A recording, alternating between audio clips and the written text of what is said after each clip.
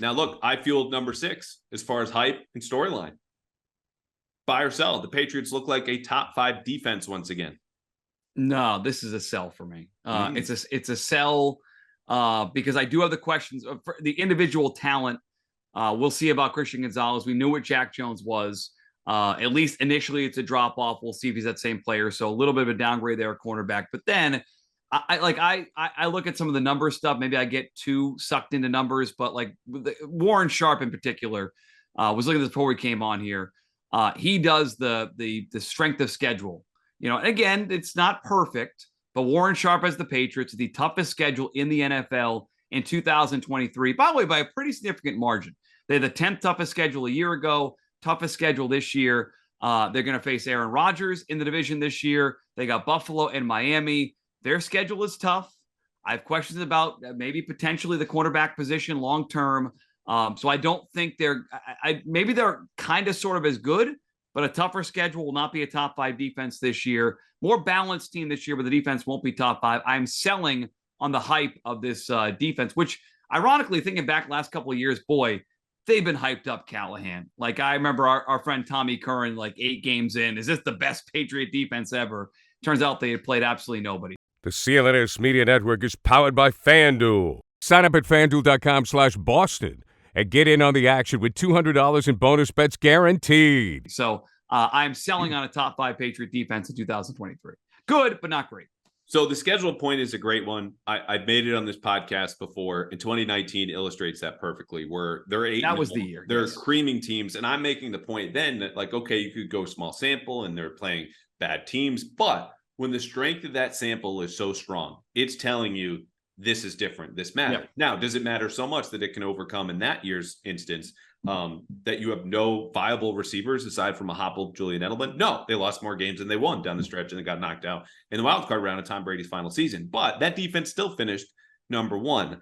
I look at this defense, which brought back virtually everybody except for Devin McCourty, and then added their first 3 picks to that side of the ball, and say yes. It will only show up in the advanced numbers that take into account the strength of schedule, which is the big point, because again, that's what boosted that 2019 defense. Time. Okay.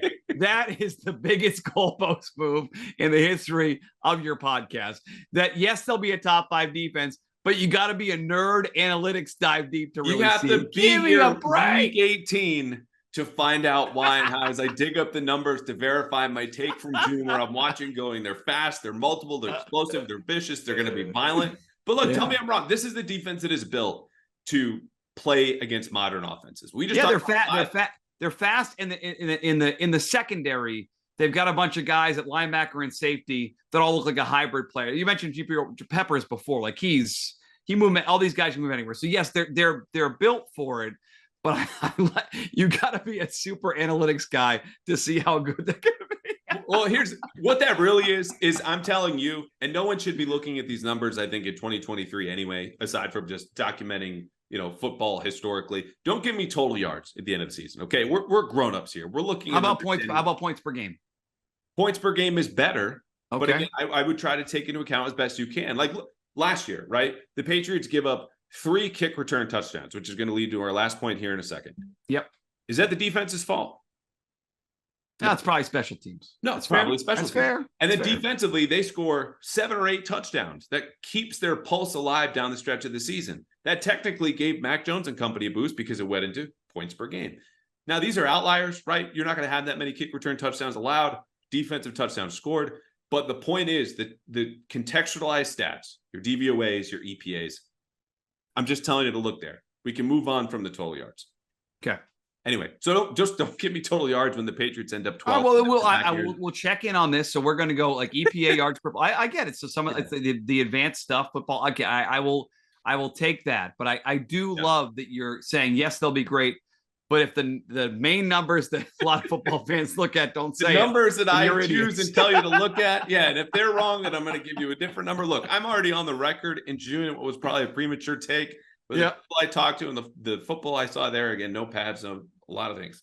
I loved it. I think it's going to be good. It's going to be at least top 5 on defense. Yeah. We'll be there. Not to mention Marcus Jones. All right.